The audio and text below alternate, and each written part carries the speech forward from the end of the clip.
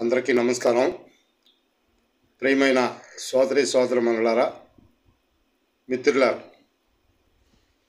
ఈరోజు పాకిస్తాన్కి మనకి రావణ కష్టంలా ఇప్పుడు ఏం జరుగుతుందా, ఏం జరగబోతుందా అని గుండెలు పిడుకులు పట్టుకొని ప్రజలు ఉన్నారు.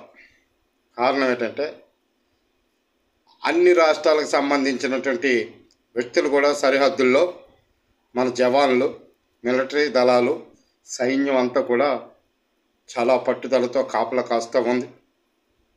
అంటే వ్యక్తిగతంగా మన మనసులో ఆలోచన తలంపులు వస్తే ఇక్కడ ఉన్నటువంటి ఏదైతే సైనికులకు సంబంధించినటువంటి కుటుంబాలు ఎప్పుడు నా పిల్లడు ఏమవుతాడా, ఎలా ఉంటుందా అన్నటువంటి ఒక రకమైనటువంటి ఆందోళన భీతితో కలిగి ఉన్నారు.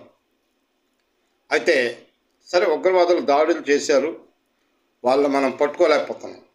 వాళ్ళ పట్టుకొని ఏ శిక్ష విధించినా బాగుండు.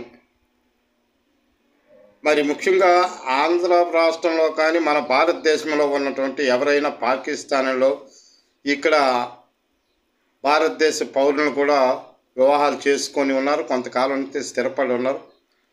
ఒక్కసారిగా వాళ్ళందరినీ ఖాళీ చేసి పాకిస్తాన్కి పొమ్మనేసరికి చాలామంది, చాలా కుటుంబాలు మరి తండ్రికుంటే తల్లికి లేదు, తల్లికుంటే పిల్లలకు లేదు ఆ యొక్క దేశం తాలూకా పౌరసత్వపు హక్కులు, పాస్పోర్ట్లు లేవు.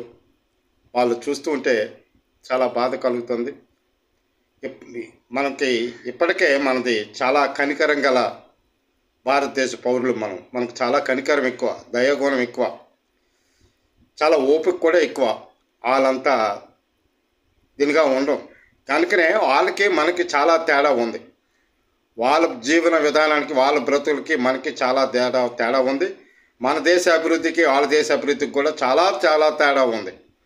అంచేత మరి భారతదేశ పెద్దలు, పార్లమెంటు సభ్యులు, ప్రధానమంత్రులు కొంచెం బాగా ఆలోచించి ఆ దేశ పౌరులైనా ఈ దేశ పౌరులైన మనుషులే. మరి అమెరికా నుంచి ట్రంప్ ప్రమాణ స్వీకారం చేసిన తర్వాత మనోళ్ళు అక్కడి నుంచి కొంతమందిని ఎల్లగొట్టి ఇండియాకి పంపించేటప్పుడు, వందల కొలది పంపించేస్తున్నప్పుడు చాలా బాధపడ్డాం మనం. అది శాంతియుతంగానూ పంపించారు. కానీ ఇక్కడ ఇది అలా కాదు. ఇదంతా కూడా ఒక ద్వేషంతో, ఒక రకమైన పౌరుషంతో, హోదాతో తీసుకున్నటువంటి నిర్ణయాలు. ఇవి ఎంతవరకు ఎక్కడికి దారి తీస్తాయో. కానీ నేను మొన్న చెప్పినట్లు యుద్ధం అనివార్యమైతే తప్పదు. కానీ యుద్ధం కోసమని మనం కాలు తవ్వకుండా శాంతియుతమైనటువంటి చర్చలు జరిపి